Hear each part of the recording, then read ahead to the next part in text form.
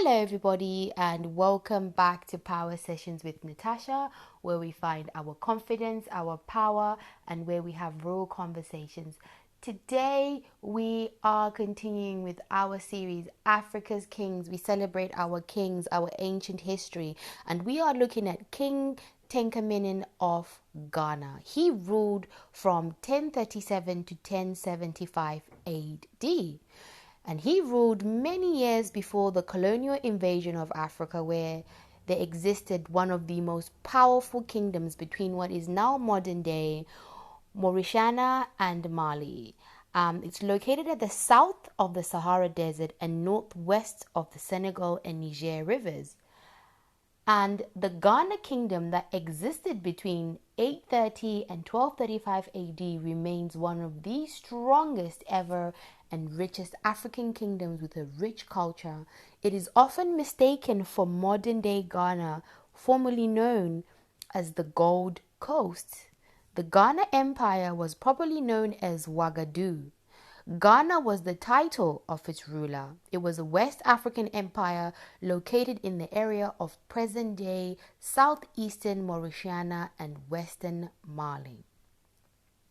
Before thriving as a successful kingdom, the kings and leaders of Ghana were authoritarians and very particular about taxes. They gained more power by intelligent exploitation and trade passing. The kings also acted as the leaders of traditional worship. They were served by subjects and priests who were practically made to worship them. Known as the king of the people or the people's king, King Tenkamenin, who ruled the kingdom around the 9th century, is considered as one of the greatest African kings. During his reign, the kingdom flourished and became very wealthy, reaching its peak in economic wealth and power. Tenkamenin structured his leadership so well and was able to manage time and resources. He was very particular about taxes and made it a point to collect taxes which would be used to benefit the people of his kingdom.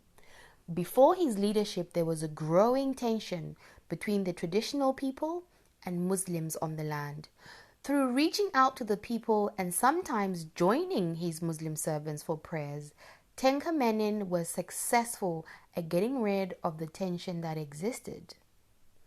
Though there was no written evidence, it is said that Tenkamenin at a point in his leadership lived in the middle of the kingdom in between the Muslim and traditional towns to enhance equality and peace. Tenkamenin was very concerned about the social well-being of his people, and this is the main point from which this king operated from. He broke the rules of divinity and higher worship of a ruler because in that kingdom they viewed the kings as divine and deserved worship. He broke all these rules because he worked with his messengers. Every day, Tenkamenin made it a point to ride on a horse and speak with the people in the town and in the community. He would spend long hours addressing their issues. He sent out his servants to seek the opinion of his people on issues that affected the kingdom before making decisions. He also allowed that the people remained in his presence when they came to him with their issues and made it a point that they stayed until there was some form of revolution. King Tenkamenin said no one should be denied an audience. He believed that everybody should be allowed an audience and should be allowed to hear until there was a resolution. His reign was very short-lived, but it was considered as one of the best structured monarchies. He died in 1074. King Tenkamenin of ancient Ghana Kingdom is the father of democracy, both in declaration and in practice. As I always say to you, we come from kings and queens. We must wear their name. We must tell their stories. I ask you and urge you to go look up about this king. Very, very blessed we are to come from such a rich history and such a rich people and culture. I hope you enjoyed this episode and thank you so much for listening. I'll see you on the next one.